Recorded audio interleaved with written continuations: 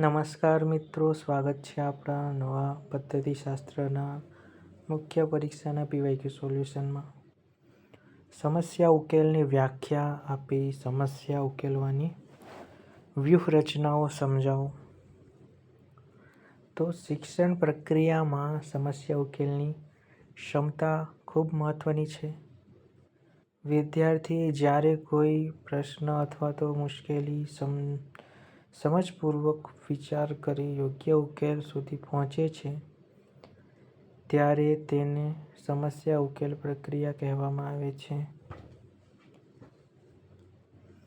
આ પ્રક્રિયા તાર્કિક વિચાર, વિશ્લેષણ અને નિર્ણય શક્તિને વિકસાવે છે.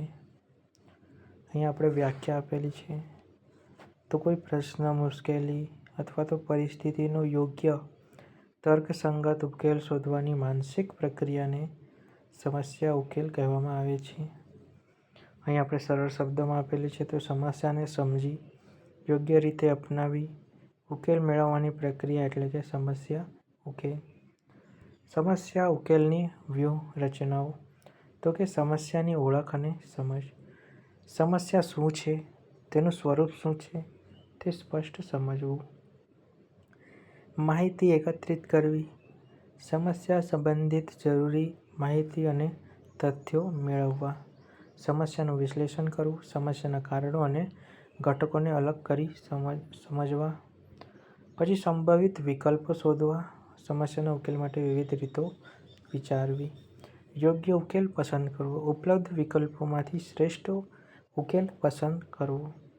પછી ઉકેલનો અમલ કરવો. પસંદ કરેલી પદ્ધતિના વ્યવહારિક ઉપયોગ કરવો અને પરિણામનું મૂલ્યાંકન કરવું. ઉકેલ અસરકારક રહ્યો કે નહીં તે તપાસ કરવી. સમસ્યા ઉકેલમાં ઉપયોગી કેટલીક પદ્ધતિઓ. તો પ્રયત્ન અને ભૂલ, ટ્રાયલ એન્ડ એરર. અનુમાન પદ્ધતિ એટલે કે હ્યુરિસ્ટિક મેથડ. વૈજ્ઞાનિક પદ્ધતિ. વિશ્લેષણ અને સંશ્લેષણ. ચર્ચા અને મનોમંથન પદ્ધતિ. ઉદાહરણ જોઈએ તો કે ગણિતમાં પ્રશ્નો ઉકેલતી વખતે પ્રશ્નો વાંચવો, માહિતી ઓળખવી, યોગ્ય સૂત્ર પસંદ કરવું, ઉકેલ કરવો અને જવાબ ચકાસવો.